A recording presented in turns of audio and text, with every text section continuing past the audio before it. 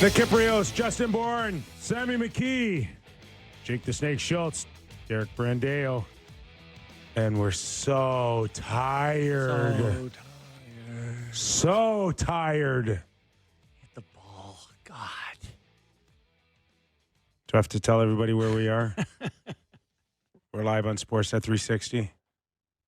Vancouver, Calgary. Yep. And you can catch us somewhere else, too, on many platforms. Yeah. And this hour, Real Kyper and Bourne, brought to you by Bet365. I'll give them the juice.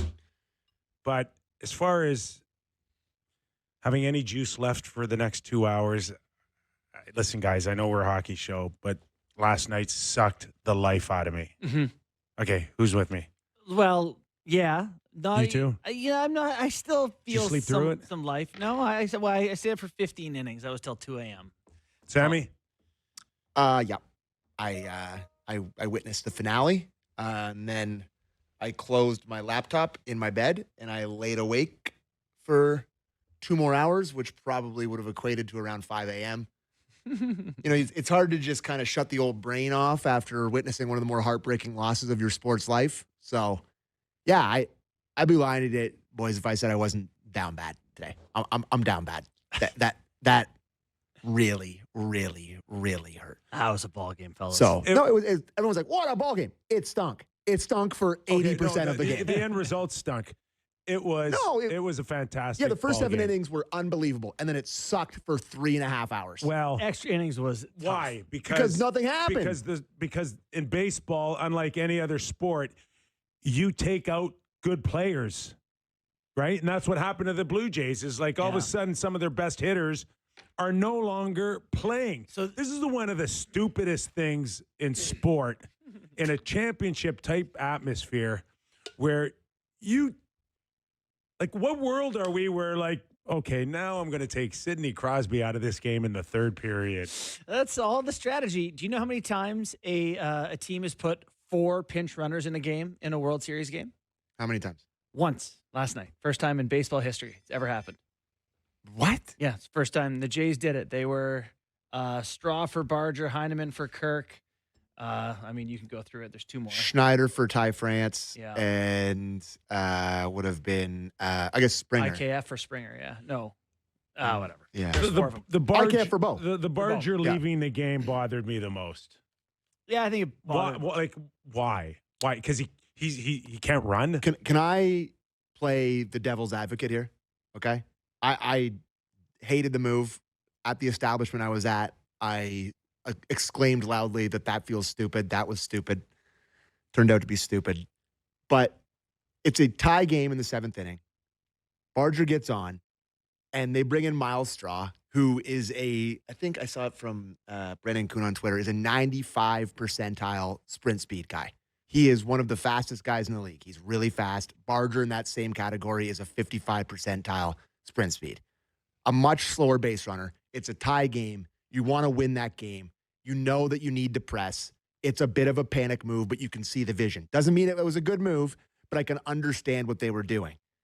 But to have Straw come up in multiple massive spots with runners on, it was, I almost swore, freaking painful, boys. I sitting there watching that game because it's just inning after inning, like you just kept thinking to yourself, how are they going to get 6 outs? How are they going to get 6 outs? And God love Eric Lauer, pitch until his arm falls off to get them through. Was it 4 1/3 of no runs against the best lineup maybe in the history of the game? Unbelievable effort. Poor Brandon Little, they throw him out there. He gets 1 inning, then Freddie Freeman takes him deep. What can you do? I mean, if anyone's blaming Little, you need to get your head checked. It's a painful loss that goes on to the Mount Rushmore of painful Toronto losses. It's as bad as it could be. We're going to have Steve Valiquette up in a few minutes here, just to let everybody know it's still a hockey show. Yeah. But a couple things bothered me last night. What you have a say here too, because obviously Sam and I are. I was just going to say in terms of the game, Kip, that prior to all the pinch runners and the thin lineup and the Bisons versus whatever that it ended up being last night, the plays on the bases, multiple plays at home where you force them to make plays and they executed. Vladdy's throw to the third base. I mean, Unbelievable. a rope Right. was at 95 miles per hour. And then L.A. Dodgers executed 2 back-to-back throws to throw out at the plate as well. Yeah. I mean, what Sammy Wonder said. Like, it was a great game until it wasn't. It was a like, really thrilling. There was baseball game. some phenomenal Frustrating, moments, but I think what do you think other than the Barger thing? I think a lot of people are pissed that Carlos Fabulous, the third base coach. Yeah. I don't even know what inning I was in, but Lucas ropes a double down the right field line.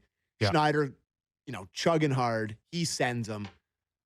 In that situation, and everyone's like, oh, Vlad's coming up. They're immediately holding up 4, and it's IKF hitting cleanup. So obviously it's not going to be Vladdy factoring in that situation. You have to send. Everybody's at the bar. Send him! Like, everybody watching is like, oh, you shouldn't have sent them. Everybody that you're saying they shouldn't have sent them would 100% have sent them. They had sent to send Vladdy them. and they didn't execute. The only thing that bothers me, have to. The only thing that bothers me is you're banking on a top baseball team to make 1 out of 2 throws or not to execute. But one of their calling cards has been bad defense all year, Kip. You have to bet there. But the judgment should have been that it's going to be 2 decent throws, and he's not going to get there in time. That's all. He was out by a country mile. It wasn't even close. I think if they felt offense was coming easier to them, maybe they wouldn't have. But it just felt like, God, you don't know if you're going to get many of these windows to maybe get one in. I just hate Vladdy was on deck. No, he wasn't. Yeah. Take Vladdy out of the. You think IKF's going to get it? Oh, God. He rips it off Freeman's. Okay. Oh, no, this is the one that went. Now, at this point now, he's waving in. Yeah. And he's.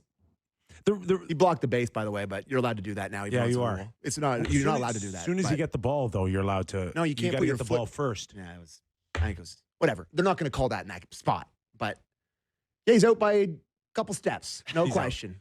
Okay, the other one is, and I only bring this up because we had a bit of a conversation with Josh Anderson in Edmonton, whether or not he showed up an official or not, right, for a penalty.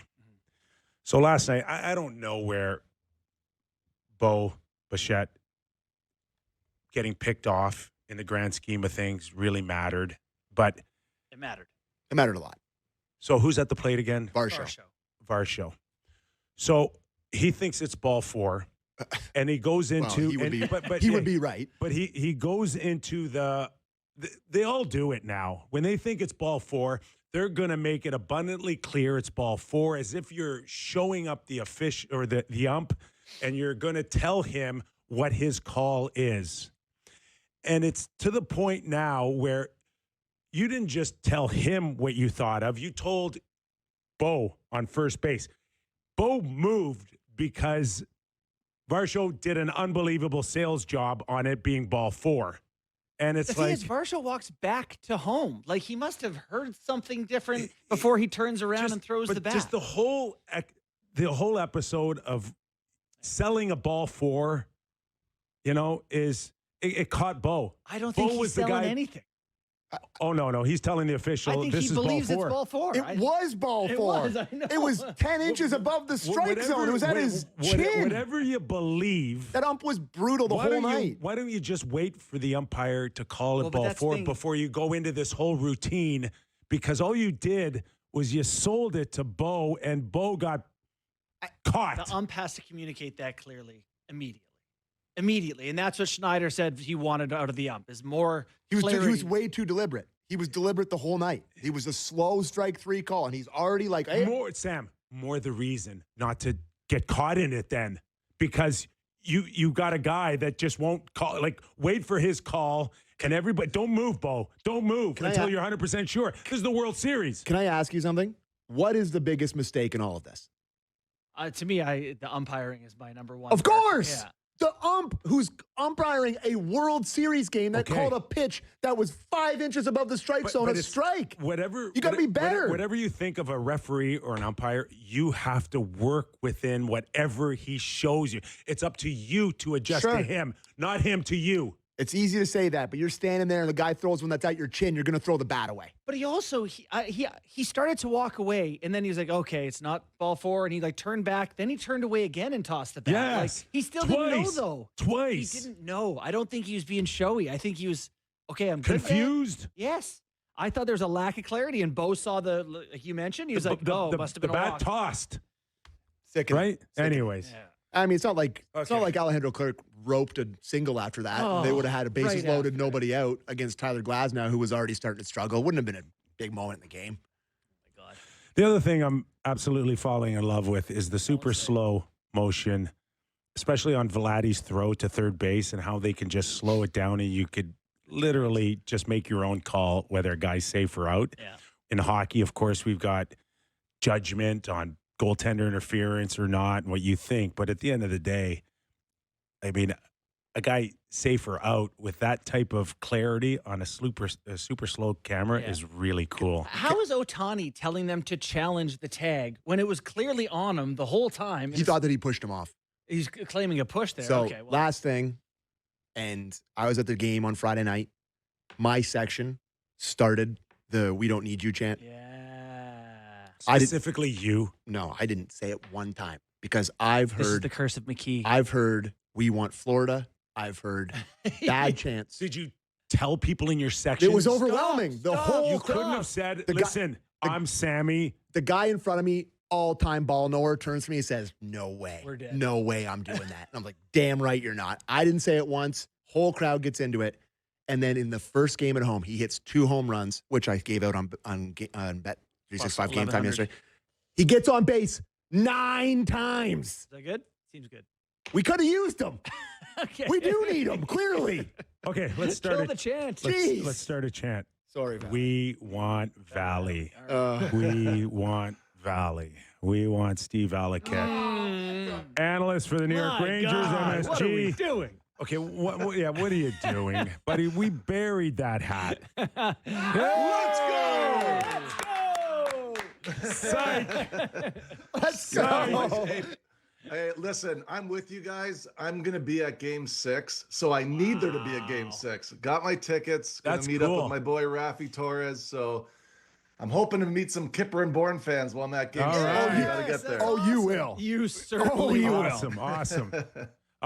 Yeah, I don't think you made it all through 18 innings, did you? No, I got to be honest, guys. I'm a baseball guy now because, as I've talked about, my son's a pitcher. 12, 13, I was done. Yeah. I had to get up early this morning. Good choice. All right, Valley, plenty of talk around the league.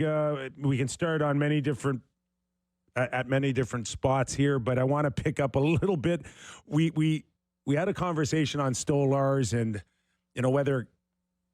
where's that line for goaltenders making comments and what they want to say. And sure enough, within a week, we get Dustin Wolf, a situation in Calgary where, and I don't, I wasn't there. I don't even know how the question was phrased on whether or not, how frustrated are you that you can't score goals? And maybe that started something. I'm not sure if I would put Dustin Wolf's comments up there right with Stolar's last week in being critical in multi ways on your hockey club. But what did you make out of Dustin Wolf's comments that really started and was focused on, I did my job?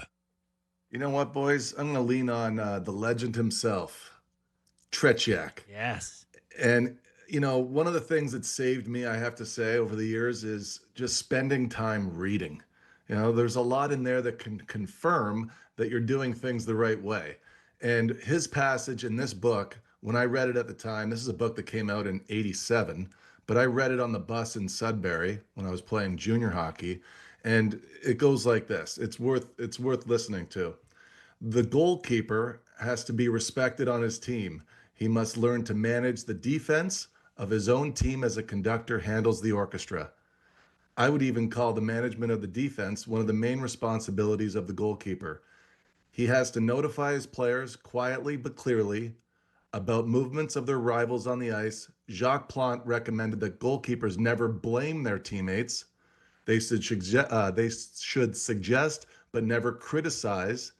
I tried to follow this rule. A quarrelsome character doesn't belong to a goalkeeper. I've met with many goalkeepers around the world. Almost all of them are quiet and steady people. A goalkeeper should never be reproached for his mistakes during a game. On the contrary, he should be constantly encouraged, and he should do so with his teammates.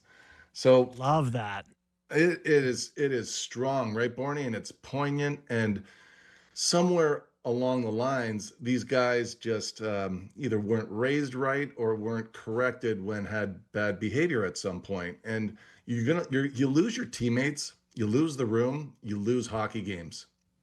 And what happened with Dustin Wolf, to me, it's an extension of what happens in his next game. Doesn't go so well. I think he gave up 4 or 5 in that game. And it always finds a way on the ice. If we're talking about upper management, anything that happens with the coaching staff, it always finds a way on the ice. And I feel like goalies can shoot themselves in the foot there, guys. Dustin Wolf, Stolars, you need to really take the advice of Vladislav Tretiak there and just keep it positive. I'll weigh in on this too, where I remember twice during my career I had teammates go to bat for me, guys, like where I'm down and out and probably getting sent down. One of them was Yager, and once Brendan Shanahan.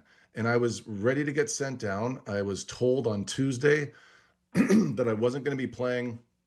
I was going to be playing 3 games in 3 nights going back to Hartford. So on Thursday after practice, Shanny came in the locker room and he's like, Val, here's what I want to do after practice. I want to take, these extra shots, do this extra work. And I was like, Shanny, I'm out of here as soon as practice is over. So practice, ends. He comes up to me and he's like, hey, Valley, are we going to take those shots? I was like, Shanny, I told you, I got to go, man. Like got to get back to Hartford. And he says, you're not going anywhere. And he went right into Glenn Sather's office. And I was riding the bike at the training center at Madison Square Garden. You can see the people walking behind you. He came in a few minutes later, the head coach, Tom Rennie, tapped the bike that I was riding and said, Val, you're staying. And I know what happened there. Shanny was walking by a few minutes later and, I was like, Shanny, I'm staying. I was so excited to tell him. He's like, be quiet, And I think that there's times that you're going to have your team back you up that you don't even see coming yet, just based on good behavior. That's really cool. That's a great story, Valley. It's always interesting because I think about the goalies I played with in my life, and almost none of them spoke in the room, right? Like none of them, a lot of headphones before the game, almost the Max Scherzer starting pitcher thing. You don't talk to him between periods, whatever. But the time or two that you did hear a goalie speak up in the room meant something because it was like, okay, this guy's coming out of the cone of silence to get a message across. It means something. So you do have that sort of position of authority within the team where it's like everyone respects you and needs you happy. And so what you say matters probably more than what some random defenseman or right winger says. Yeah, that's exactly it. When you do speak up, it should land on ears that are listening. Mm-hmm. Especially when you're playing with like star players. I mean, come on, Henrik Lundqvist, when he spoke up, it was rare. But, he's out there performing at such a level that he has a voice. And I think that's what it always comes down to. Whether you're a team captain or you're a starting goalie, if you're playing really well and you're following the right rule of the law and you're playing at the standard, not just performing, but every day living it. You're the first guy on the ice, you're the last guy off the ice. You're always going to have a strong voice in the room. And you know what? As a player, I certainly welcomed any challenge from any player in the room. And just to go back to Stolars a little bit, it was pretty clear that he did talk to the guys after the game and voiced some of his concerns. But then the question all these guys have to ask after is, if that's the case, then why was it necessary to say it publicly? What's to be gained publicly other than maybe trying to, embarrass the guys into playing better? Or kind of curry favor a little bit with the media and the fans. And that's never good, right? Because that's division. Yeah, never good. And, so you're not going to win that game. I can't even think of it ever working, to be honest with you. I just can't. And any goalie from this point forward should just pay attention to those 2 examples, because both guys got pretty beat up in their next games. And I just think it's always going to work that way.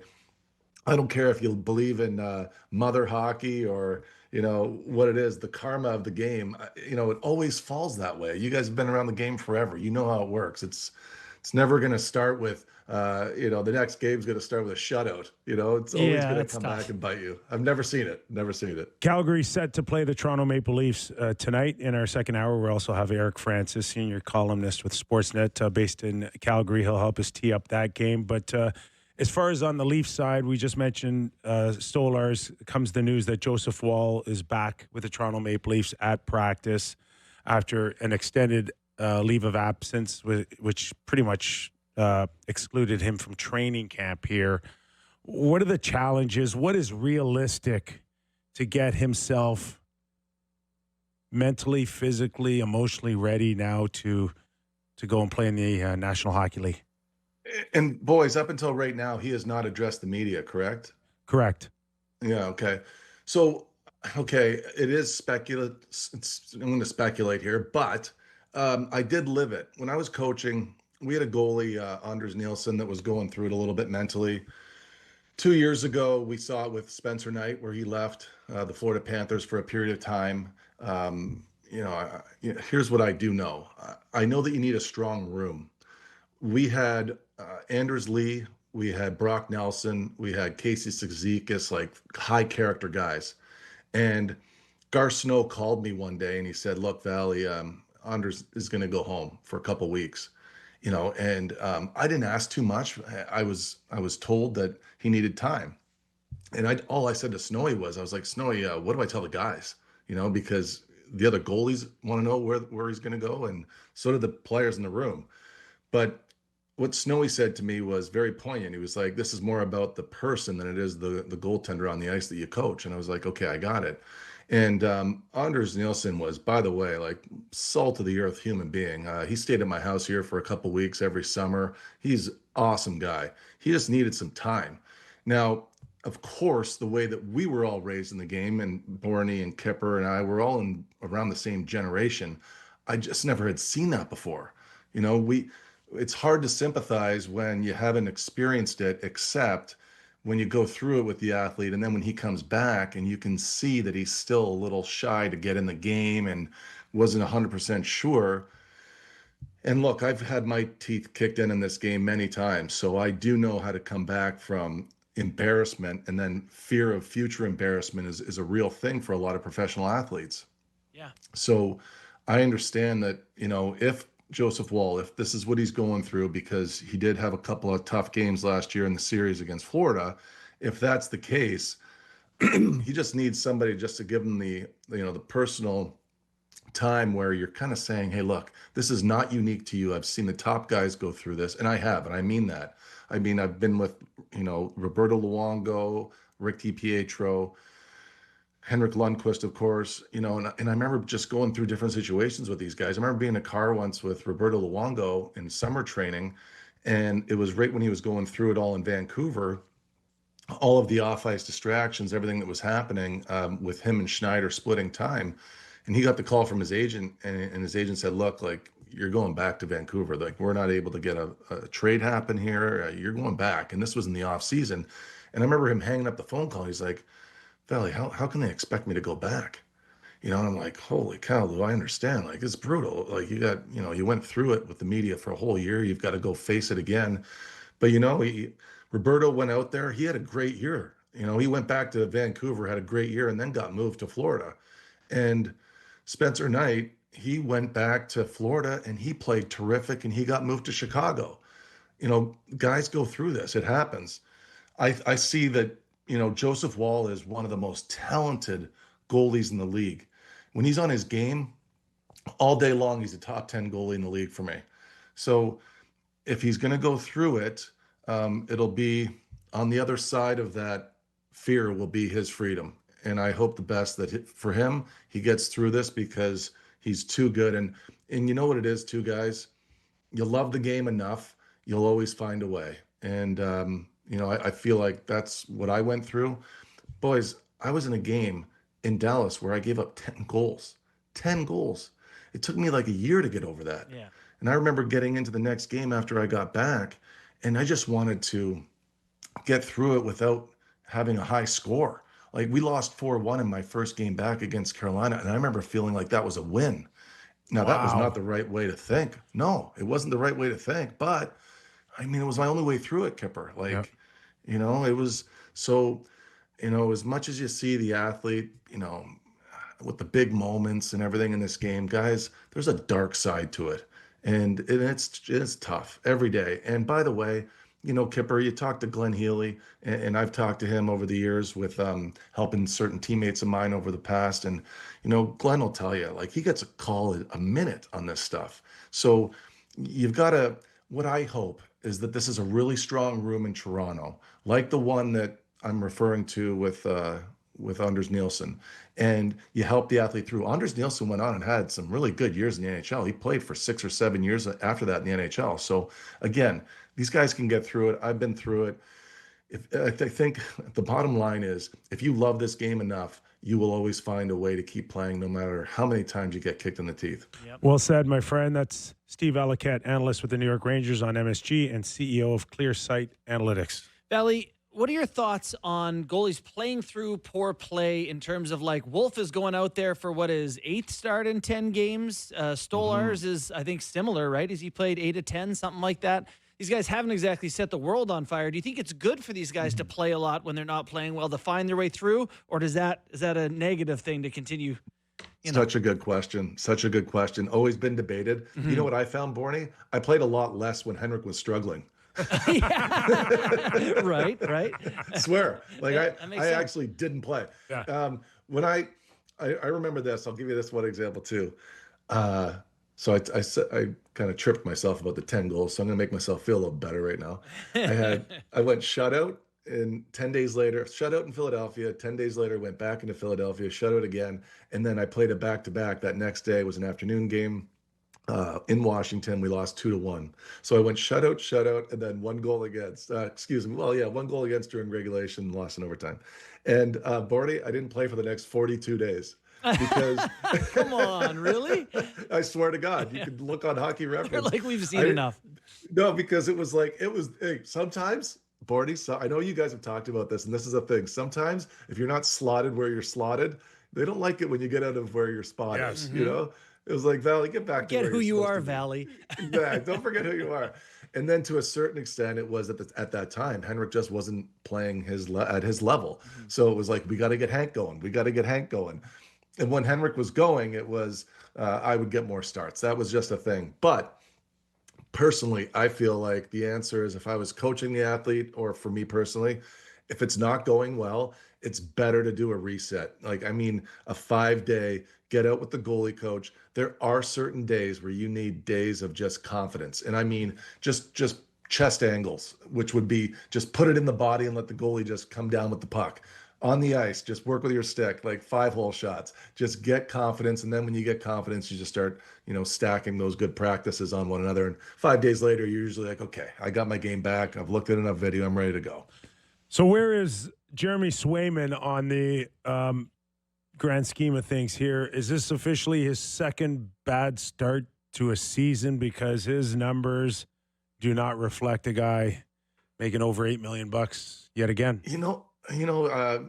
I see this every night. A lot with Linus Ullmark, a lot with Swayman. I just called out the Hug Brothers.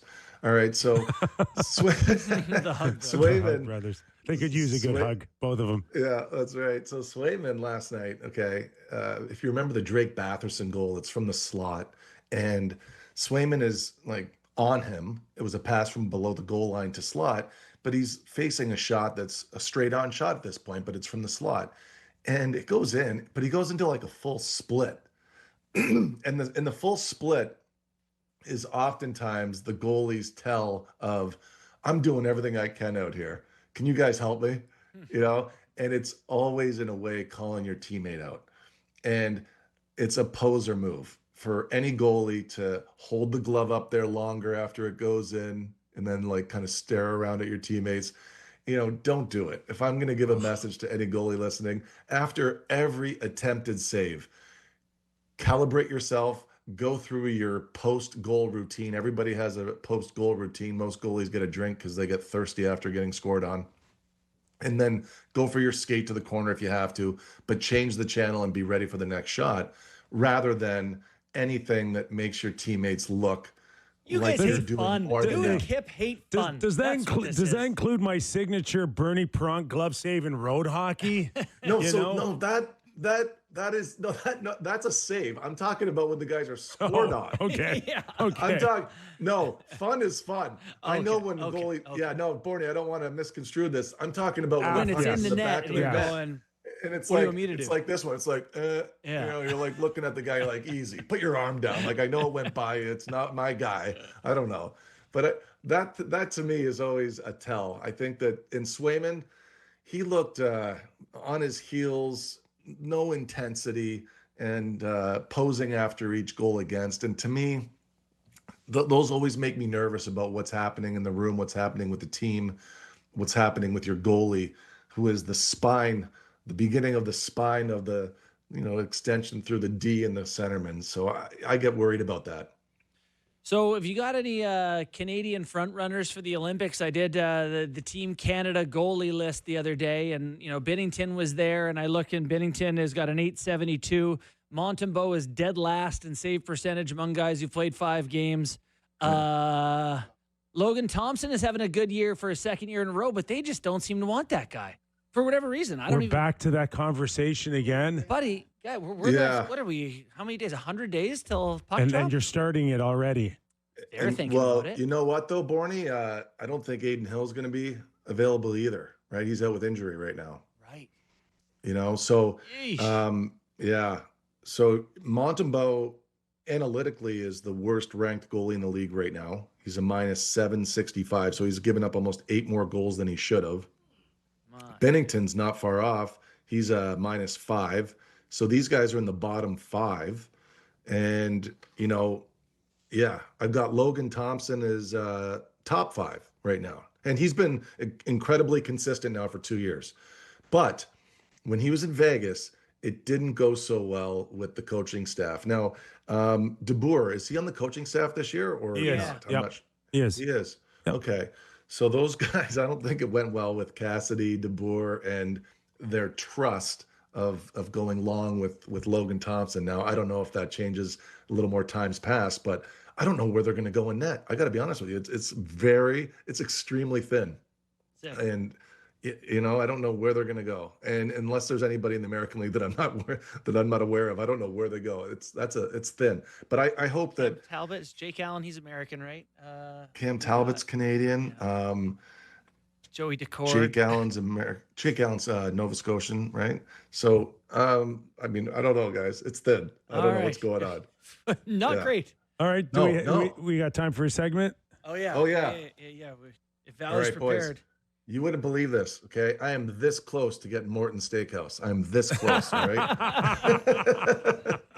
Are you listening, Mr. Morton? Yeah. All right. Expected goals. Now, you guys know what those are, right? It's you take all the scoring chances that the hockey player has and you add quality to it. So what player has the highest expected goal? Not total goals scored, but basically the best chances. So the players on the list, we're going to have 4 of them here, multiple choice, 1-point question. Jake Gensel, Mark Scheifele, Nathan McKinnon, Jason Robertson. Those are your 4 choices. I'll go Scheifele. I'm going to take Jake Gensel. I'm just going to take Nathan McKinnon. Yeah, that's the right choice. You got the right one, McKee. Sometimes the cigar is just a cigar. You know what? I think, the best player on the list there, I'm taking him. Yeah. Okay, well, how about this one, right?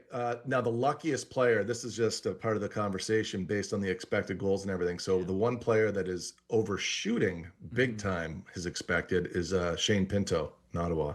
And then Sherwood and Geeky. Those are the 3 luckiest players in the league. The unluckiest players in the league are Lafreniere, Hintz, and Jason Robertson. So just for a little food for thought there. All right. So I started the Stat Company in 2014 season, right? And Scott Gomez was trying to make a comeback with the New Jersey Devils at the time. And he was frustrated because he was trying to move up the lineup from like the 3rd, 4th line into the top 6. And he calls me once. He's like, Val, you're so into all these stats. Well, how about a stat for when I pass to a guy on the back door, but he doesn't bury it? He's like, how about a stat for that? Because I've got guys he said, I remember him saying, I've been dropping dimes to these guys in the back door and nobody can bury. So anyhow, with that conversation, I started the expected assist. Okay. Love that. And your top 4 players in expected assists, so your top playmakers this year, are Jack Hughes, Nathan McKinnon, Artemi Panarin, or Connor McDavid. Sam, you going to do the same thing you did last time? No, I'm gonna go with Jack Hughes. I'll take McDavid, I guess. I learned from the first question. Panarin, I don't know. I'm going off the board. I was looking for Matthias Michelli on that list. Oh yeah, right. Connor McDavid. Hey, all right. God, I'm in All a right. funk right now. Okay. I'm Yeah, like- you know what, Kyper? You are falling behind now. And I should tell you guys, it's Kyper was 7, tied with Bourne was 7, McKee was 6. That's not even counting today what's All right. going on. So, Okay. Kyper, you're getting past. I know. All right. I know. We need to rally here. I do. So, this one here is a little interesting. I'm going to have to walk you through it. What I did was I want to find out who the best net front player is. Okay. But that could be the player that is delivering it to net front. So rolling up high and shooting it through a screen and getting it to the net front, or sorry, I should say, including the same player being able to get net front, screen the goalie, get a rebound, get a broken play, score that way. So who is the best at creating net front, either from high ice or getting down to the net front? So the options are, and we're going to go by goals here. Who has the most net front goals? Kirill Kaprizov, Pasternak, Nick Schmaltz, or Tom Wilson? I'll get on the board first with a David Pasternak vote. I'm gonna go Nick Schmaltz because he's lighting it up. I was going to say Nick. Well, You can also take Nick if it's the right answer. No, because I want to pass him. I don't want to. What was my other? What was It left? was either Schmaltz or Kaprizov. All right, I'll go Kirill the Thrill. Wow, you are back in the game. Oh! You just got yes, you are back in the mix. All right, grill the panel. well done. Big one. Valley just keeps getting better and better, baby. Do All right, not boys. Go Jays, go. And I substitute would love, that hat the rest of the day. I want that nailed to your head. I'm telling you guys, I would love to see you at Game 6. There Gotta you go. get there. Oh, We yeah. would love All it. right. Let us know if you're in town. Steve pal. Valiquette, as always, Yeah. on our Thursday edition of the Real Kyper and Bourne Show. That was awesome. HOF guest right there. Good as it gets. Nice to see him put on the blue. It really was. Where's Right. he from? In He's from Etobicoke. Etobicoke. Yeah. Okay. Quick break. Yes, sir. All right. When we return, plenty more to get into, including Sidney Crosby's 1,700th point. That's so many. And then we'll follow that up with what is Pittsburgh doing? 7-2-1. Just What is winning, going baby. on there? Hey, Crosby's not in this game to rebuild. He's a winner. Plenty more when we return to Real Kyper and Bourne. Reminder, this hour Real Kyper and Bourne brought to you by Bet365. Nick Kypreos, Justin Bourne, Sammy McKee. Can I give a quick shout out? Because the late game went very late last night. Obviously, I think the last pitch that went into the park by Freddie Freeman. God, he's so likable. Canadian boy, love him. Yeah. Not so much last night, but I think it was close to 3 when it finished. You know, Ontario people, we had it bad, but like we have a ton of great fans in Nova Scotia and on the East Coast. Those games start at 9 in Nova Scotia, and there's a huge Jays fan base out there. So that game ended at almost 4 a.m. But they're having pancakes and It's insane. omelets. So shout out, When he hit shout the out the home run. buys, shout out the buys out in the Nova buys, Scotia. They were up there grinding last night. Talked to Fabs too. He talked to Barker on the way in. So they worked They did that game post. last. They did post game. Yeah. They should have just let. which went till 4 or whatever. They should have just done Gunner and Ennis should have just come on and done it. You're an hour away. Yeah, but I it's guess they insane. said phone lines for that Stacked. 4 a.m. show just Stacked. hacked Yep. with calls. People care, the man. last guy I would think would By the way, be that's us if the Leafs ever go on a run. Yeah. the last Good guy luck. I believe that will feel tired today is Barks. Oh, Barks has got it. Okay. Well, we'll see in about a. No, he'll be fine. He'll be the same. Because You know, I'm gonna- What about Blair? he's the closest to a farmer you'll ever meet, Barks. What about Blair? Yeah, he's a mess. He'd be a mess. He's a city boy, you know. No, he lives in Hamilton. I don't know. I don't want to tell stories from off air, but it sounds like Barker said to our boss something to the effect of, "You need someone in a foxhole. I'm your man." You know, like God. I'm ready to get See, back in Can there. he and- pitch tonight? I know. You know, you were talking about like who's going to off air. You were talking about who may be tired, who's not. This Ohtani, he's not human. No. He's a machine. He's a bit of an alien. Okay. Monster. Yeah, bit of an alien. No question. That guy will look fresh as a daisy. I mean, he already kind of pulled up a little weird at second. Ah, I mean, I'm they not were counting on that. they were cheering for Springer's injury. He pulls up lame. I'm like, yes. hey, I hope your legs fall off. listen. We can only hope. You know who know? hits? You know who hits Ohtani? Springer. 7 for Listen, 15 they said with two dingers. he left the Not- game not with playing. side discomfort, day to day. Didn't say totally out. I bet you he plays tonight. No chance. Oblique? No Yeah, chance. They no didn't say chance. tonight. They But would've- I'm still feeling ribs. I Anything in that area. they're If gonna it's tweaked, if it's just a little bit, I don't see how 24 hours. they're gonna try it. You They're could gonna swing juice him hard. up, and he's gonna. Listen, jam him full of whatever. Roll him out there. I'm We'll telling you worry right now, about it. George Springer's gonna try. Oh, that's nice. I Just hope so. shoot him up. Shoot him Nice. up. Hey, get him out there. Shoot him Get him up. out. Get the horse on the track and run. Roll that corpse out there. Buddy, I could only watch the Bisons for so long. We need the boys out there. Penguins Crosby becomes 9th player to reach 1,700 points. Speaking of almost machine-like, Sidney Crosby. So yeah, he's currently 5th in league scoring. Is that something? By the way, I love the scoring leaderboard is Malkin, Celebrini, Crosby, right? mm, Is that pretty or what? I'm just looking. I pulled up the all-time points leaders, and so Sidney Crosby now in 1,362 games he's played is at 1,701 points. He is 22 points away from tying Mario Lemieux. Oh my God. It's How unbelievable. are we Like here already? he's moving up. Like for me, he's already on my Mount Rushmore of hockey. But like he's He's getting missed. close to undeniably. With his concussions, what did he miss? A year and a half? Was it? I thought it was the neck thing. Was it the concussion? Whatever. Whatever it was. We had a He's- period where we didn't know if we'd he- get to see his career play. He's missed a lot of hockey, too. Now, Think about the in numbers. Mario's defense, he also missed. Yeah, a lot. those Yeah. 1,723 points were in 915 games. So, yeah, a little bit of a different. Jesus, Uh, he was my fave. yeah, he's those seasons you talk about with Sid Kipper. Yeah. He in 2010, 2011, he played 41 games.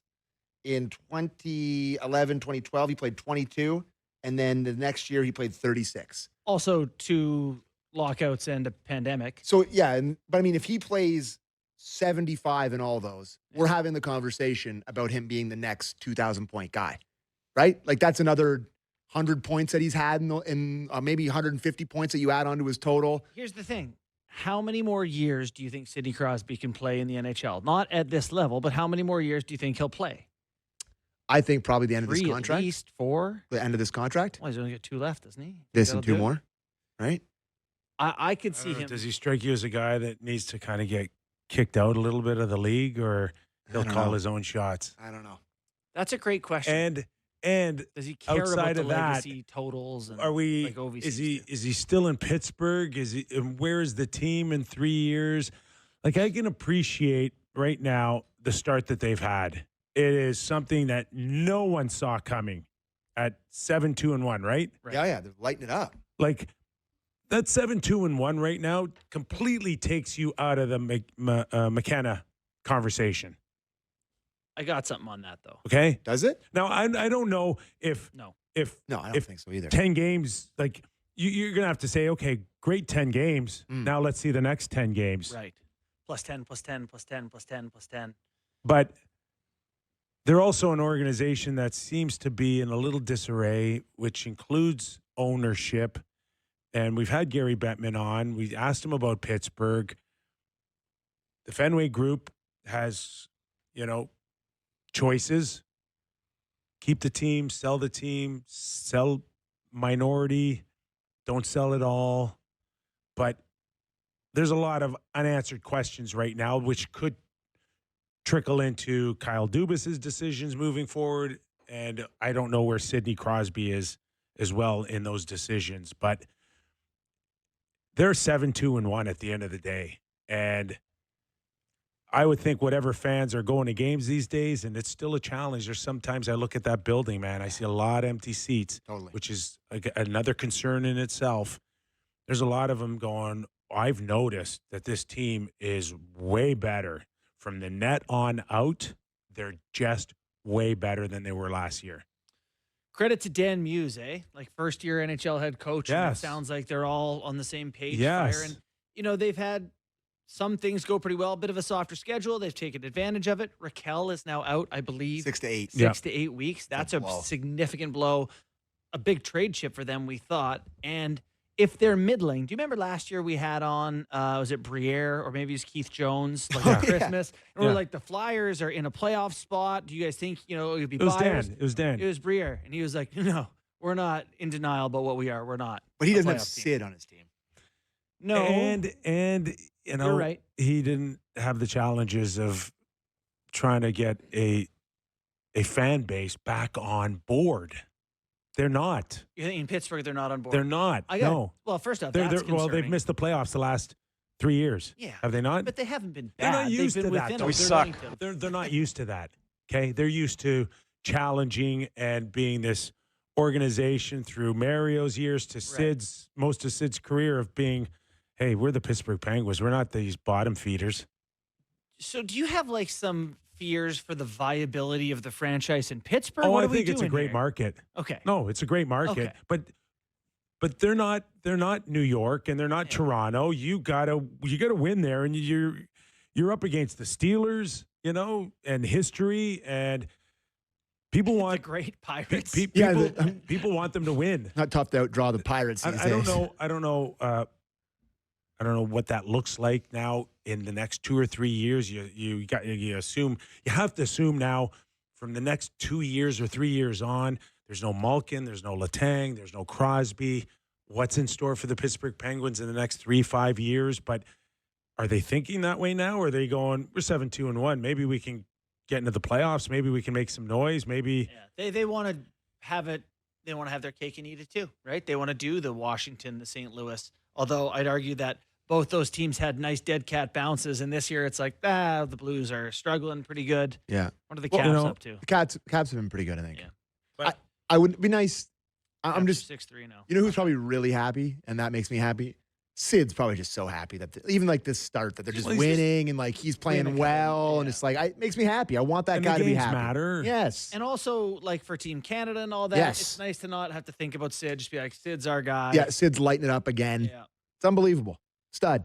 And, I'll say it, I've been critical of Kyle Dubas, but he's found some nuggets, too, in the lineup as well. Brazeau's been good. He's big. The Brazeau's- Anthony Mantha. Brazeau's When been he's healthy, really he can good. play. Brazeau wasn't. He was a. He was late.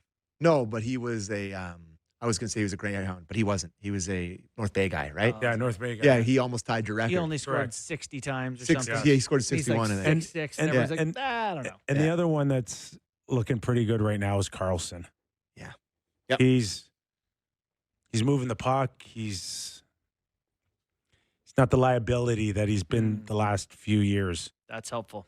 All right. Quick thought. Ottawa Senators, kind of had them dead and buried. You had Brady Tkachuk down and out for a couple of months, and Linus Ullmark is, a borderline punchline. This is last week, and all of a sudden they hang a touchdown on back-to-back opponents. They're 5-4-1. They kind of look like they're in a better spot here. Batherson and Stützle, 2 goals and an assist each last game. Top 3 in the Atlantic Division: Montreal, Detroit, and Ottawa. Just like we all predicted. Gosh, Leafs that's firmly out of the playoff I picture. don't know if we're going to just start seeing. Are we going to see some separation now in the next 10 to 20 games, or are we just going to see a lot of this kind of middle? Yeah, like the Atlantic Division's gross. This is like the high and mighty Atlantic Division where it's like Florida's winning cups and Tampa Bay's winning President's trophies. The Leafs win the division last year. All 3 teams combined are sub 500 right now. If you're watching on Sportsnet or on YouTube after, these Ottawa Senators jerseys could be the worst jerseys of all time. Like they look like they're the Ducks. they look like they got him a giant tiger. They're awful. I like them. Just a bad Awful. red. Bad red. It needs to be Awful. red or red. I swear, Too the orange. other ones are so nice. I swear those. Our thanks to Steve Valiquette on our Tuesday. Plenty more in our Leaf Hour edition, including Eric Francis. He'll help us tee up Calgary and the Toronto Maple Leafs. 6 p.m. start. Note the time. More when we return after these words.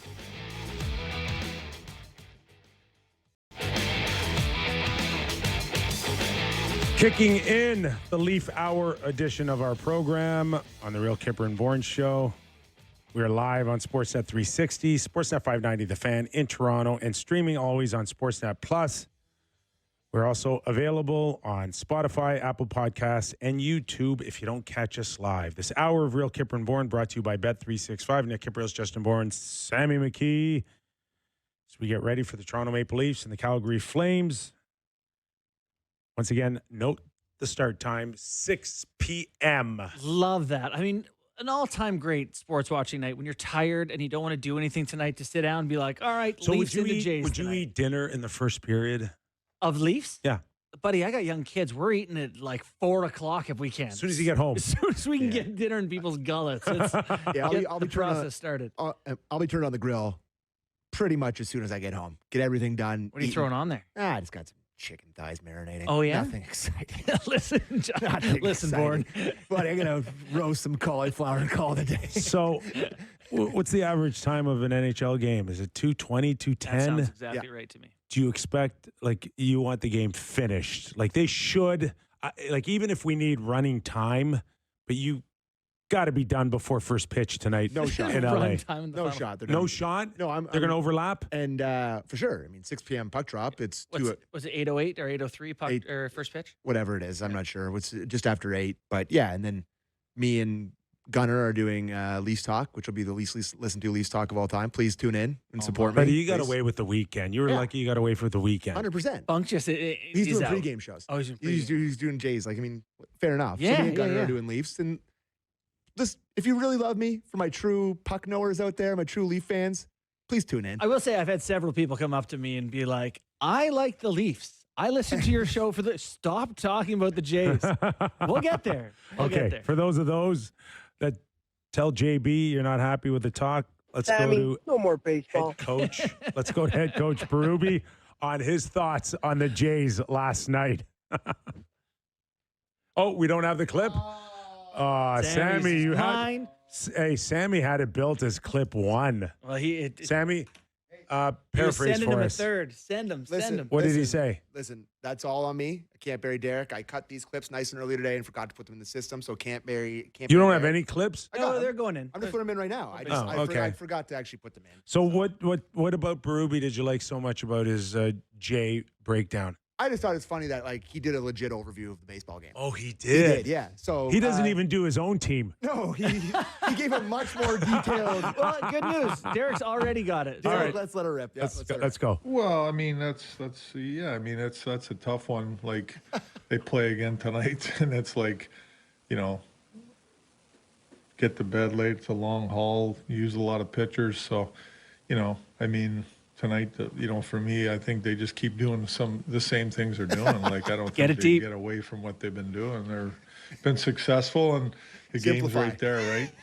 You know, one Fastballs play down the here or middle. there, and it's a different ball game. They win the game. Hey, I told you. get balls to the plate.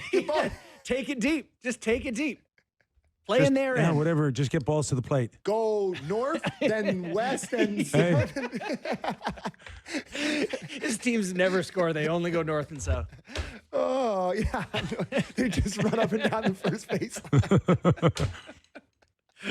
Oh, we're off the rails, boys. Never in sleep. All right, so where do you want to start? The lineup? Do we expect Willie? So let's listen to this clip about Willie, and you be the judge of this. What number is it? It's clip 3. This is on Willie if he's good to go. Yeah, I think it depends on a couple things. I really don't want to get too detailed into it, but there's a couple areas where, you know, he needs to feel right. And like, it's hard for him to know until it's game time out and warm up and how he feels and how he's doing certain things. That's the decision that's going to be made. What does that sound like to you for an injury? It happened against Buffalo across from Game 1 of the World Series, right? Do you get cross-checked or Ribs. or rib or Oblique. oblique? Got the springeritis. But that could be from the top of your head to the bottom of your feet, You're not wrong. right? No, you're not wrong. Could be Like- ankles. Like if if I knew nothing about the situation, I heard any coach describe his player like that, I'm thinking he got bunked in the head. Yeah. Check for clarity out there. Yeah. I don't know. So that is going to be something to see. I kind of want to see Sammy Blaze tonight just because I kind of want to see Sammy Blaze play. I'd rather see Willie Nylander. No, I'd rather see Willie Nylander to be clear. If given a choice. Sorry. If given a choice, to Did be he clear. not spend the whole year in the American Hockey League last year? He was a key to the. I know some So why players do who you, played in the like- American Hockey League who had pretty good NHL careers, Kip. Yeah, but when they were like 22. Oh, okay. He was a key cog of the. Can he Abbotsford. regain anything he had in his Stanley Cup days with Craig Berube? The only thing I'll say is that it means the world to have a coach who believes in you, who puts you in a position to play to your strengths and understands your game. And maybe that's the case for Blaze. I'm not I sitting love here. that player. Yeah, I I'm love not the sitting here guy. for 1 second pretending that he's going to be a difference maker for him. But I know that he's someone who will try to impress his coach, which means he'll run into people, which I like to watch as a hockey fan. So there's that. However, Robertson could also get a little bit more run on the top line, which I know our boy Simmer had advocated for. And And I liked the first played look. a nice hockey game there the other day. Along with Robertson and Bobby McMahon, let's get Craig Berube's thoughts on what he'd like to see out of these guys. Clip 6, please. Well, use their speed, right? That's why that line's together. It's a fast line. They got a lot of speed and they're very direct. And I think, that's what they need to do. Like, use their speed. They want to play a territorial game in the offensive zone with Matthews. And Austin's obviously a very good 200-foot player that can do a lot of different things. But I just like the speed on the line, getting the puck up the ice and getting in the offensive zone. So they got a lot of speed. Use their speed and be direct. Like, I don't change how you are as a player because you're playing with Austin Matthews. Like, shoot the puck when you got a chance to shoot the puck. And I like the line. That's a working line, in my opinion, with skill. Speed, baby. The Can I team ask doesn't you- have a ton, so Can I ask you a question? Mm. I don't know if this is the right time for this, but I'm going to ask it anyway. Like, I had like an audible, annoyed feeling when he's like, be direct. Mhm. I'm a fan that just listens to the clips. Like, what are the players feeling? I can tell you, and Kip, you played in the NHL and I didn't, but I played enough hockey to know that I would get frustrated with my coaches where it's like, it's not always the right answer. Correct. Against every team, the same thing, no matter your line mates. So yes, I would get frustrated. Because that clip just frustrated me. It's like, yeah, Nick Robertson's going to play Yeah. direct. On any team, coaches will have a system or have a philosophy or have an attitude that appeases, I don't know, a third of your lineup, and then there's a third that might be indifferent, and then there might be a third that just can't stand the guy. Yeah. That's And, yeah. and I think, I don't know where Berube would lie in all of this, but I'm sure at times they might be a little frustrated that it's just might be a little too simple for them, and they, like we've said, like we've been along for the ride, for a long time now, and we've seen this team transition from puck possession and regroups to holding on to the puck and making plays and cycles, and now we're pucks in deep. But I will say, the thing that is different is when you're part of the third that doesn't like the way the coach wants to do it, but it works, your team is winning and you're seeing guys have success and everyone else is doing it, you'll do it, right? You'll buy in. But when it's not working, the team is losing, it's harder to be like, God, It doesn't work for superstars if the team's winning and they're not scoring goals, Right. for the most part. There might be a small window where that works, especially in the playoffs, where you're like, hey, listen, I don't care. I mean, if everybody's feeling good and the team's winning and people are off my backs for not scoring, I'm okay. But ultimately, the big boys need their cookies, and Willie's amongst the top scorers in the game, and Tavares is off to a good start. Matthews' numbers still look good, although, the underlying numbers stink for Austin, Do they? right? I don't know. Is that true? I don't Yeah. know. Is Yeah, it? no, they're Yeah. bad. Okay. They're bad. And at the end of the day, he's only got one even strength goal in what now? 10 games, 9 games. That's not him. He's been one of the most prolific even strength Yes. scorers in the history And of the game. that's a concern all in itself. But in the meantime, they are getting the numbers that would satisfy them, right, over the big course of projected numbers and what kind of pace them on, because they pay attention to that stuff all the time. But the team's not thriving. No. Like you were this close. You were, within a whisker of losing back-to-back to the Buffalo Sabres, home and home. Think of the goals Buffalo scored against them and what they had in common. It's seam plays, a lot of east to west, right? A lot of passes through the offensive zone, east-west, to Thompson on the backside, ripping one on there, and then a lot of rush plays. Offensive players love that stuff. They love getting across the blue, pulling up, looking. Remember seeing St. Louis showing Demidov, like, you're getting across, you're opening up, you got options. So I think it's really hard when you tell someone who can do that stuff to head down the wall, throw it on the pillows and go, it's like, could I maybe look for a guy? Yeah, But that doesn't mean that because it frustrated me as a player that it was the right thing. Maybe I'd have been better doing that coach's stuff. I don't know. So where are we on this D core? Because with so many changes up front, including Marner leaving, the one thing that we were kind of constant on is that this was a veteran defensive core. They're hard to play against. Mm-hmm. They don't give you much. They block shots. They can frustrate another team.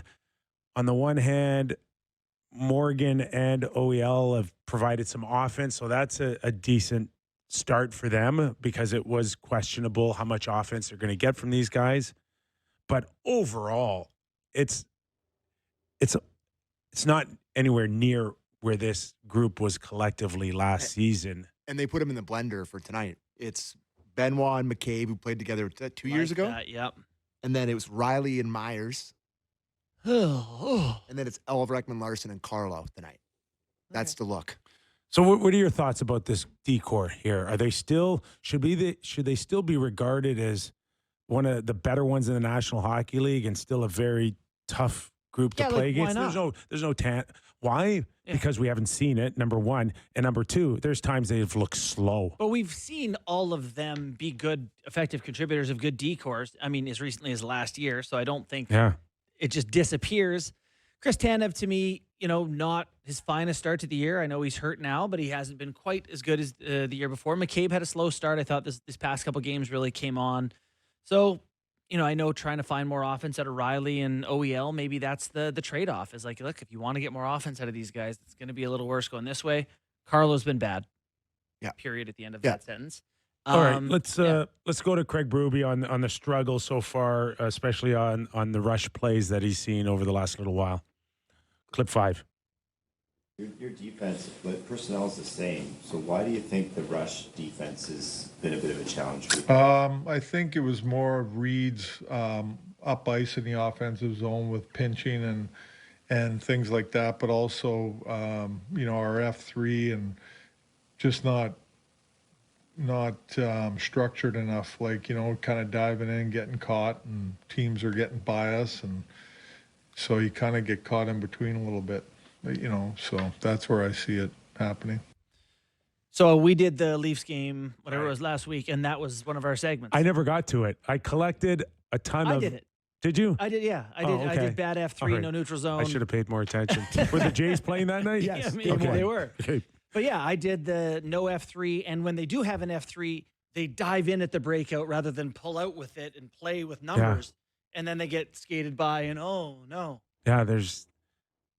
have some patience. There's the gaps between the blue line and the forwards I still got a beef on stretch passing. Can I tell you something just on the transition from Keefe to now, one thing they used to do? So when the rush used to come at the Leafs defense, they used to do a thing where it was called early takes, or some people call it surfing now, where the weak side D skates across and skates with the breakout, and then the other D falls in behind, right? That was like a heavy thing, so they killed a lot of rushes before they even got started.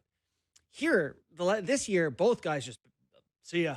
Pedal. They just pedal back, forwards dive in, and it's this big gap, distance between the forwards and the D. And they're getting killed. Getting killed. That's really interesting. Yeah, and it's been a major problem. So now the other team looks fast, the Leafs look slow, and you hate them trying to break out of their end through the neutral zone. Can't make two passes, stretch too often. Yeah. They're not detached. coming together. Yeah. They don't look like a collective group here. Mhm. And we'll see if that changes tonight versus Calgary. Let's go to Craig Bruby's new look decor and how he feels about that clip too. Well, I go back to last year. Riley and Myers were good together. They played a stretch of games together. And just for me, there's familiarity with Benoit and McCabe too. So that's kind of how that worked out. So that's why Just kinda worked out, that's why you got Carlo and Ulrich and Larson together. He's got to hit something for a decent stretch here. Mhm. On both forward and Yeah, core. the whole lineup. Yeah, He's got to he's got to find some stability moving forward here because I think the players are getting a little tired of it. Yeah, you could see that. So we got about 10 minutes here. A couple more clips. One thing I really wanted to get to, Max Domi's struggled a little bit to find a role, Yeah. a spot. This is maybe to your point about frustration. He's up, he's down, he's a winger, he's the center. It's been a tough go, but statistically, I think he has one goal, no assists. Mhm. He's playing a dozen minutes a game. Last I checked, he had one hit on the year. Like, he just doesn't seem, I don't know, like it's not going great for Max. Yeah. So I don't know. He had one opportunity to play with Matthews, and I think that was against the Devils, right? And it Usually was as bad as it has looked for that line. Yeah. And clearly that shook the coach a little bit and put him down as the fourth line center now. So, you want to play the clip? We do have the clip. Yeah, clip 7 on that. Up and down, I think up and down. Missed a lot of camp. Missed camp, some of camp. That always hurts a guy a little bit. Just kind of not fully healthy, in my opinion. That's interesting to hear the coach give him a health-related pass. I didn't anticipate that. I don't know if he'll ever put up numbers that'll satisfy like this fan base or management. I don't know. I don't Maybe is it at about the end, numbers with him, though? At the end of the day, if it's not a good fit, but on any given night, and especially sometimes in the playoffs, you can see that there is something there that he can bring the team, with an attitude or piss the other team off. Mm-hmm. Whatever the case is, there is some value there. Yeah, the onus is on Max to play better, or just when the opportunity arises to shine, find a way to be noticed a lot more. That's on Max. Yeah, it's a funny point you make because he's a guy who can do things. I'd say he's something like Addison Barger, actually, where it's like maybe you don't think he's your best. Toolsy. He's toolsy. Yeah. He's, like in OT, he had a great goal for him. When they had no life in playoffs, there was a game where he's punching someone in the face, right?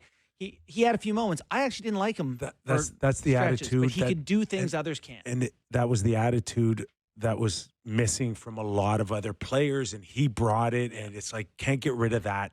Can't get rid of it because you clearly don't have enough of it. I think it just needs to be slotted correctly, and that's something that you are always on about. It needs to be in the right spot. I don't know if he'll ever find a home on any particular line for large stretches. I mean, half a season or a whole season. He's just going to be one of those guys where he's going to bounce around a little bit, and he should be able to be consistent on whatever line he's on. Why can't he have a spot? Just be the third line right winger. I'm not taking him off the hook, but Nick Robertson can't find a spot. Bobby McMahon hasn't found a spot. Like we're talking, Michelli hasn't found a spot. Bobby McMahon's We've got climbing we the got roster. six. We got 6 guys that we're going. Okay, where's their spot? Mm-hmm. Is it a fourth line? Is it a second line? But this is a conversation where I think I'm speaking the same for all those guys. I'd like to see them all have lines. I'd like to see some consistency for sure. Yeah. I don't know. It's Yeah. I know that Domi can do some things that other players can't, but it's just like, just how long do you? He hasn't been Do good. it. Do it more. Yeah. Do it more often. Yeah, we haven't seen it this year. Just wanted to remind everybody before we move on to our next talking point with the Easter Seals, because we were playing again. I just want to remind everybody we had a Big E in studio yesterday. Who, by the way, the baseball card, unbelievable. More cool than the baseball card. Did you shake his hand? I did. My hand is yet to recover. Was he wearing a baseball glove? My hand was is a yet to whole recover. catcher's mitt. So if you're watching on Sportsnet or Sportsnet Plus or YouTube or whatever after, you can scan this, you can donate to our team, and you can get in on it. So you're looking at the line here. I'm playing middle between these two guys in this event. I'll be hanging out between the blue line and the hash marks, trying to pick the pocket of the defenseman when you're getting it out. So and I can make a great cross-ice pass. Whatever. Those are my two skills. Awesome. Whatever you can contribute, big or small, it doesn't matter. Just, if you can support us in any way, it's for a great cause. Just use the QR code. Yep. And it's the real Kyper Bourne team. Yeah. Yeah. The Easter Seals Foundation. I'm the meant a lot to captain. Our family growing up, my brother. I'm the captain. Yeah. Okay. I'm the captain now. I'm the captain. We got to get some more players on there. So That's Like your on our job. team? yeah. Do we need to fill out a roster? We'll figure that part out. But I think Ailish was interested. Maybe we'll try to get Kenny Reed Yes. involved. So yeah, it's gonna be fun. So please donate. It's an unbelievable cause. Truly, they do incredible work, as Bourne says. Personal view. So let's go. Also, not going to be a direct line. I can't. Maybe Kip is, but I am not direct. Not direct. I am indirect. Complicated. Yeah. All right. Beautiful. All right. So the next thing, somebody asked him at the last question of Morning Skate today was, like, what do you like? Because it's In been pretty- general? Yeah, About the like, team? Yes. Like he kind of was Did he like, pause and Yeah. scratch his head? What's gone well, would you say? how about clip 8, Derek? We have scored goals. We've scored enough goals to win more games than we've won. And I like how we're starting to get some secondary scoring here with some guys. And the new guys coming in, I think, are feeling more comfortable and starting to, figure, like, just understand what we need from them and their roles. I'm excited about that. But we're still not firing on all cylinders yet, either defensively or just our identity of how we want to play. The last 2 games, more of our identity. We were way more direct. We were more physical on how we want to play. So we just got to keep working at it. I think, we got to keep improving for sure. Yeah, there's been more life. Yep. Totally. It's so true, by the way, that you go from a fun coach to a serious coach. This is just Babcock. This is Babs. This is new Babs. But yes, it has been. You can see something taking shape a little bit. I want Okay. to see more Jake McCabe just hammering. You know what blows my mind, and Kip might be able to talk more about this, but so when he punches Alex Tuck in the face, Yeah. he's pulling back to punch him again.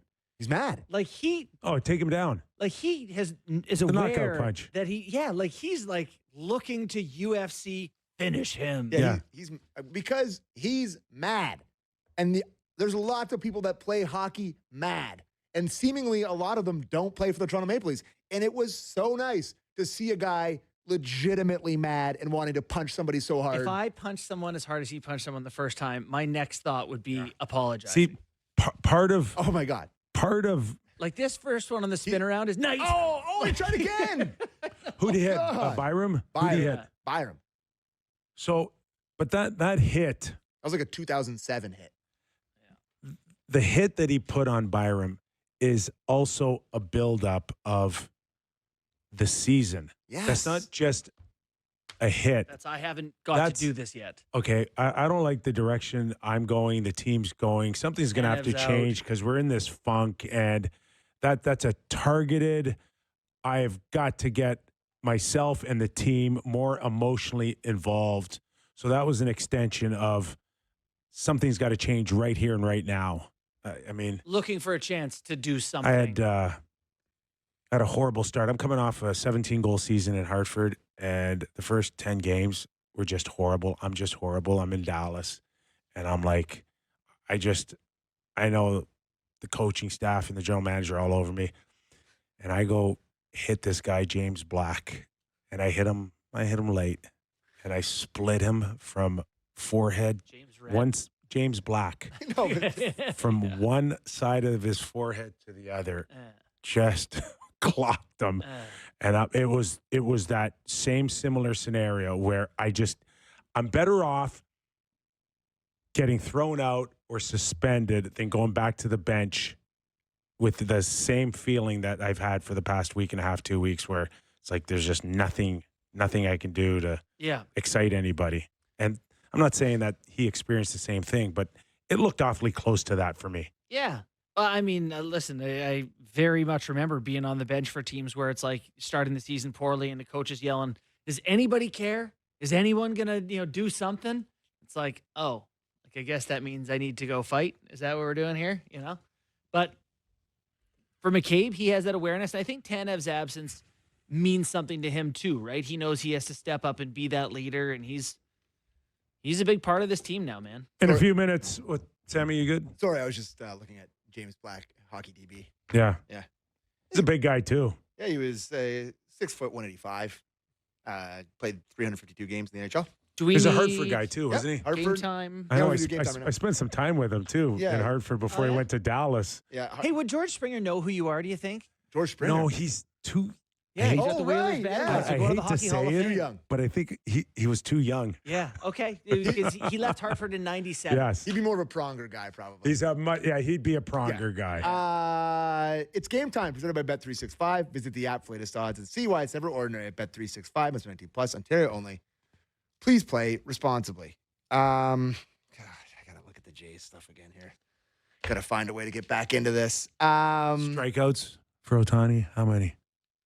That's a good question. What if he doesn't quite have his stuff? That'd be nice. I just don't he's good. He's clearly elite. But the only guy I truly fear is Yamamoto. When they started Yamamoto, he was going in last night. when they were warming him up, I was like, anyone but that. And Dave Roberts told Tom Verducci that he was going to go to a position player in the 18th inning. You guys are probably snoring for that. Yeah. Apparently he's like, oh, I'm going to go to a position player if this gets to the 18th inning. Of course he didn't do that.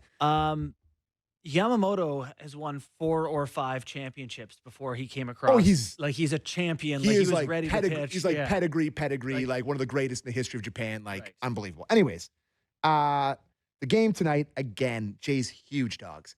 They are plus 170 on the money line tonight, minus 205 for the Dodgers. They are sending Shohei Ohtani to the hill. Shane Bieber, whose brother Justin was in the front row yesterday, looking incredibly tired. Why doesn't he wear that stupid jacket to the game last night that he wore behind the Leaf bench? And the World Series MVP odds are rather silly right now. Shohei Ohtani is minus 320 to win the World Series MVP. Alejandro Kirk and Vladimir Guerrero Jr. are both tied at 10-1. So if the Jays win it, I love Kirk. Kirk has been Kirk's a lock. If the Jays win, Dog. Kirk is the man for me. And tonight is what's the Frozen Frenzy? Is that what it's called? Yeah, we should mention that every NHL team plays today. So put together a 16-team parlay. So and see what there's a lot happens. that play 28 of them would play on a lot of nights But this too. is all of them. Oh, okay. Super exciting. So I would say the highlight games are Vegas is in Carolina to take on the Hurricanes. Vegas is plus 125 in that one. As I scroll a little further down the list here, Utah in Edmonton to take on the Mammoth. That'll be a good one. The Uten. Good Lord. How are we doing? Mammoth are plus 125 underdogs in that Devils, game. Avs. And later on at 11 p.m., boys, it's Sharks and Kings. Kings are minus 210 favorites in that game. Anyways, that was Game Time presented by Bet365. Visit the app for latest odds and see why it's never ordinary at Bet365. It's 19 plus, Ontario only. Please play responsibly. All right, in a few minutes go. after the break. We should All right. We should. I'm going. Okay. I'm going. I thought you were- I just wanted to I thought- tee up Eric Francis. I thought you were about to start something else before we went to break. No, Okay. no, you're the producer. Yep.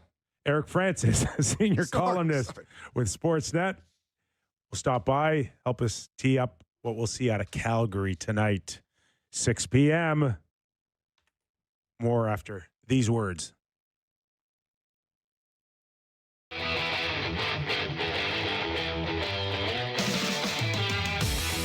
A reminder of this hour of Real Kyper and Bourne, brought to you by Bet365. Nick Kypreos, Justin Bourne, Sammy McKee. Now joining us, Eric Francis, senior columnist, analyst with Sportsnet out of Calgary, as we get set for the Calgary Flames and the Toronto Maple Leafs. Eric, how are you, pal?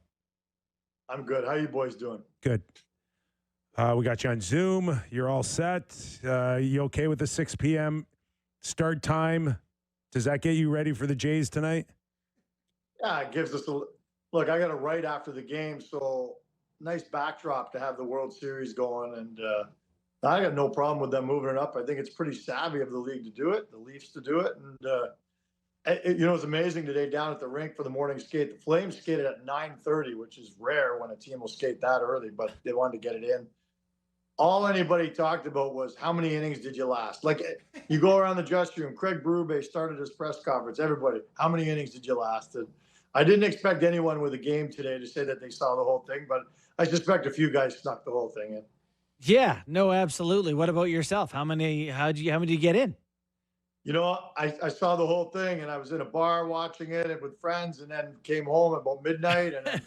And you know what? It brought back memories of when I was a kid with a little transistor radio under my pillow, listening to Buffalo Sabres broadcasts.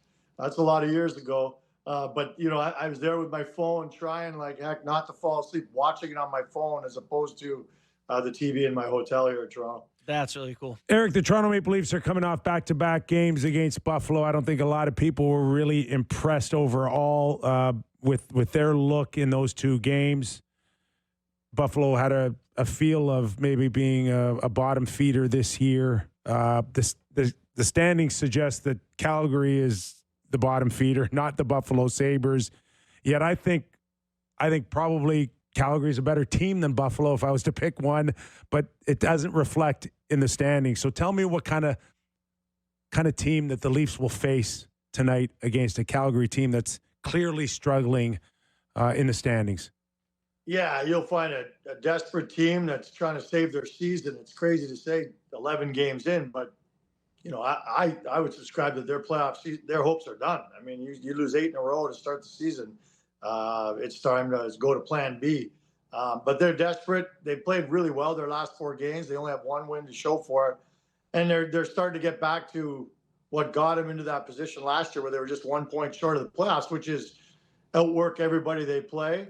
You know, forecheck the heck out of them and get timely goaltending, or big goaltending and timely goals. So that's their recipe, just like it was last year. No surprises. And so the Leafs, I do think the Leafs will have their hands full tonight with, you know, a pretty hungry team right now.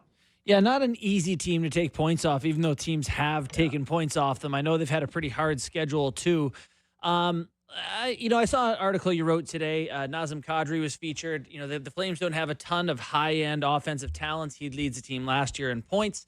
This is a weird season for Kadri. The team's not looking great. He's got a no move that's only to 13 teams. You mentioned the Leafs. There's some other. What are your thoughts on where Kadri is at? Well, I agree with you. It is weird because, look, all these rumors about Kadri being traded to Toronto or whatever over the summer, and they happen every year. Yeah. I get it because he's a desirable player that would be an incredible second line center for any team. He's a first liner in Calgary and probably a couple other teams. But, you know, at $7 million a year, it's actually pretty good value at this point in time with the way the cap's going for a second line center. There was never any chance the Calgary Flames were going to trade him anytime soon because he's their best player, straight up. He had 35 goals last year. He's a real leader. He's been a mentor to the young guys. Like, he's exactly what you want and need for a team that's scraping to try and get into that last playoff spot. However, like I said earlier, if their season is indeed over, like I think it is, I think you go to plan B and all bets are off. There's still 3 years left on his deal. There's still tremendous value. You could still trade him a year or two from now and still get a good value from him. But with Gavin McKenna coming up at a pretty strong draft and the Calgary Flames having to rethink everything because of their terrible start, I wouldn't be surprised if he was put on the table pretty soon as trade bait, because I do think he can land you at least a first rounder amongst other things.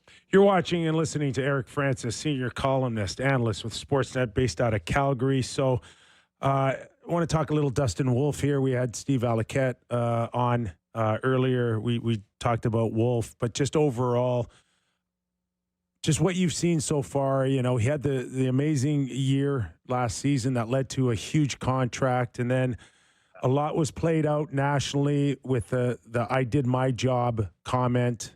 And how did it play out locally in the Calgary area in terms of what he said and where he is right now with his game? Okay, we'll start with the comment. I think it was, like, I'm not being a homer here. I think it was grossly unfair to have him pilloried by people who said that he was being selfish or throwing his teammates under the bus. The question was, you know, what does it feel like to see your team, you know, generate so many offensive opportunities but never bury it? And they just lost their 8th in a row. And he just kind of shrugged. He said, it sucks, but I can't generate offense. What he was trying to say, I do believe, was, you know, look, I can only control what I control, and that's goaltending. So I don't worry about the offensive side. That's not my department. But I get how that can be misconstrued as a selfish comment. Like, you know, I got my part. What about you guys doing your part? It was a young man's mistake. I think Kadri said it best when he said that. And it was addressed by the team because they didn't love it when they first saw it. He explained what he meant by it, and they moved forward. He hasn't been great either. And I think that compounded the criticism he got locally from people because they said, look, yeah, your job is to stop the puck, and you haven't even been doing that. So he's been a lot better of late. Like I said, last 3-4 games, you know, but we've only seen glimpses of the dominance that he exhibited throughout last season when he was, you know, a Calder Trophy finalist. So he seems to be back on track of late, though. Eric, is there a hesitance for the Calgary Flames to flat out bottom out? Like, I know that you got the new building coming in a couple of years, but this McKenna thing looms pretty large. I know you want some people to come to the buildings, but it looks pretty good here to tank. I don't disagree, but take it up with ownership. Yeah. This is an ownership group in Calgary that's very much opposed to bottoming out. And I've told you guys several times, I use the term high build. It's a hybrid rebuild, 1 foot in, 1 foot out. And you're always trying to make the playoffs, but you're also trying to rebuild at the same time. I get it as an owner. You're trying to fill the building as much as possible.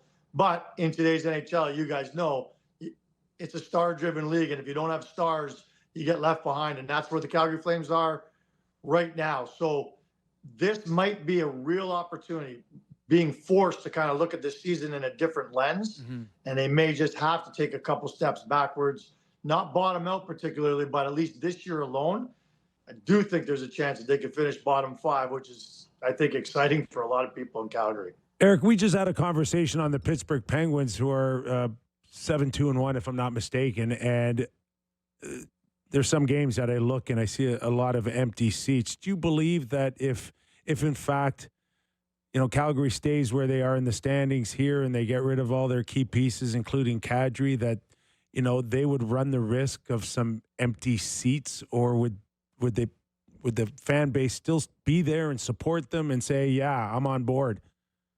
You know, it's a great question. I do think it will be a tough sell, you know, at times this year, if they, you know, stay near the bottom. Although, you know, people are very excited about Matt Gridden as a first rounder who really kind of showed really well in camp and started the season with the team. He's down in the minors now, ripping it up. Everyone loves to see Dustin Wolf. Zane Parekh is, you know, the most exciting prospect the Flames have had in many, many years. You know, there does become a point, you guys remember it in Toronto, when people are showing up to see these young guys and see what the future looks like at this point in time. So I think it'll be tough, and they won't have a full building at times this year. But I also think there's a segment of the fans that appreciate, because it is a good hockey market, appreciate the youngsters and giving them a chance to run with it. And then the last thing is, people love the fact that this is like the hardest working team out there. Mm-hmm. And that you get some marks for that, and people want to show up and cheer that on. What are your thoughts on young Zane Parekh and what he is going to be this year as he tries to become what? Well, he's trying to become an everyday NHLer. So far, so good. He didn't play the first couple of games. They wanted to shield him from McDavid and company right off the bat. He was a real adventure the first handful of games in his own zone, and he'd admit that. He didn't know where to go. He didn't know what to do. It's a work in progress defensively. Offensively, they've now got him running the top power play unit. He snaps it around, you know, very, very well and looks very impressive and poised. It's just a balance of trying to figure out how to play that defensive side of the game so he's not a liability. Long term, guy's a superstar. He's going to be a superstar in this league, and he's going to be a dominant defensive player, probably top 5 or 10 in scoring every year amongst defensemen. I really believe he's got that sort of IQ and offensive ability. But as you guys know, if you can't play defense, you can't play the minutes you need. They got to try and bury you. Eric, they say misery loves company, so you guys are okay watching the Oilers at 500 right now? There's nothing that warms the soul in a cold winter's day in southern Alberta than a northern Alberta team struggling to some degree. But look, we've seen this act so many times. It's false hope for Calgary fans because the Oilers are notoriously slow starters. Nobody in Calgary has any doubt that eventually they're going to figure it out, and they're going to win 1,000,000 games in overtime, and they're going to be right near the top of the table when it matters most. So I don't get too excited, but their struggles are very much celebrated in Calgary. That rivalry continues, boys. Yeah, well, it is fascinating to watch. Like I saw McDavid's at 1 goal and -4 when I checked. I don't know if you've been watching, if it's like a weird start to the year or what's going on, or if it's just a little glitch here, a little hiccup. Yeah, I mean, I do think that Stanley Cup hangover, even though is there such thing as a hangover for the finalists? I guess so, because they've done it the last couple of years. Right. So look, they'll figure it out. They got a pretty strong personnel. They got Zach Hyman coming back within the next 2-3 weeks. Look, that and Bouchard has been. You want to talk about an adventure in your own zone? He should know better, but that is actually the focal point for that team. Next time you have people on from Edmonton, have Speck on or something, they'll just talk about what an absolute tire fire that season has been for him so far. He's really struggling to figure it out. Puck drop in a little over 2 hours, Eric, so we'll let you get ready, man. Thanks for doing this. Cheers, boys. We'll talk soon. Thanks, Eric. Appreciate it. That is Eric Francis. Does a great job covering the Flames for us on Sportsnet. It's going to be a hard-working hockey game tonight. That Flames team is just talk about. We're going to have a direct off today. Just direct. Pinball action. So they are better than Buffalo, in your opinion? I think they are more veteran, positional, hard work, forecheck. Buffalo, to me, is more talented. They're all over the map, but they're not as organized. That Tage Thompson will probably be on Team USA this time, I would imagine. Yeah, I think so. But, those are his first 2 goals of the year, right? Was it? I think so. Slow start, but I think he'll be there. Yeah. Well, so you think the Leafs... I think there's a lot of teams that have just don't look great, but a lot. Yeah. So the Leafs clearly have not hit any type of level yet that you go, okay, now I see it. Yeah. But there's 15, 20 teams that we can say that about. Sorry, go ahead, bud. You know what stuck out to me, though, is I'm watching Ottawa win 7-1, 7-2 in their last 2 games. And, people are panicking in Ottawa about what they are and whatever. Thinking there hasn't been a night this year for the Leafs where they just look better. Or they're just like, God, they were the better. Even Nashville. No, not a single game where you're like, Nashville. God, the Leafs, they were just the better team. You know when they hasn't happened yet. You know what the game they actually looked the best in? I think was the Detroit game. The second Detroit game where they filled in the Red Wings and Cam Talbot. And they were up. Yeah, they were up. No, they tied it late. And then they got off to an early good start. Weren't they up 2-0? No, I think the Red Wings were up. The Red Wings were up. I can't remember. And then they scored with 25 seconds left to end the game. The Red Wings did. So that was probably the game that they looked the best in, and they ended up losing it. So they looked the best in a 3-2 loss to a non-playoff team. Correct. Gotcha. Well, maybe not a non-playoff team this year. Yeah, that's fair. Austin, at least, looks a lot more engaged this past last weekend against Buffalo. This is another thing where he did look engaged, and I thought he's been playing better. They've had more ozone time, but I don't think he has a 2-point game this year, if I'm not mistaken. Oh, yes, he scored twice against Nashville with the empty netter. Yeah. But other than that, it's all goal here, assist there, goal here, assist there. Like, I understand the top line. Bobby McMahon and Nick Robertson aren't maybe your prototypical top line guys in the NHL, but Austin should get 1 or 2 in the power play here or there, grab a 5-on-5 goal, 3-point night, team wins by 3. Like, can that happen one of these nights?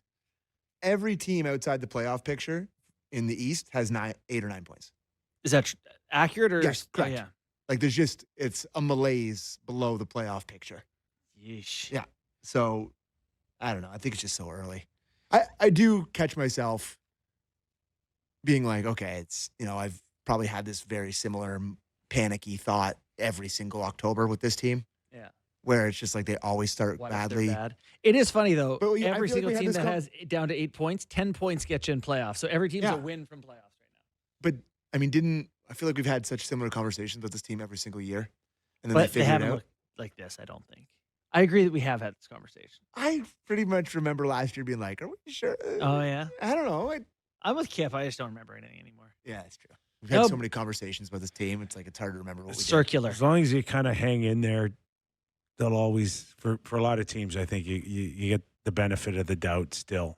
And it may continue for another week and a half, Yeah. Yeah. but not much longer. No. We have a clip from Craig Berube setting up the Flames tonight. Why don't we listen to what does Craig think about their opponent tonight? He thinks they're sick. All right. Let's Clip play the 4, clip. please. Well, nothing's changed over the last couple of years, in my opinion, with this team. Like they're obviously a hardworking team. They compete extremely well, and they do create a lot of odd man rushes. This team, they do things quickly, and again, for me, our team, we got to focus on our game. We got to focus on our rush defense tonight, but in my opinion, let's get to their blue line tonight. Like for me, let's work that blue line. Let's get pucks deep. Let's get on the forecheck. Let's make it that type of game. Let's make it a difficult game. And then their goalie's been extremely good over the last couple of years. We're going to have to compete to put the puck in the net. So if the Leafs were like opening night against the Zigzags, Yeah. you'd be like, God, they got a lot of skill. They, those guys slug Bud Lights with the best of them. Like those guys are they're really tough competitors. There's no team you will say a bad thing That was the about. Sheldon Keefe staple. It We don't see or hear Berube do that quite as much. Yeah, So the best- those Zigzags, they're great in the lot. Like, God.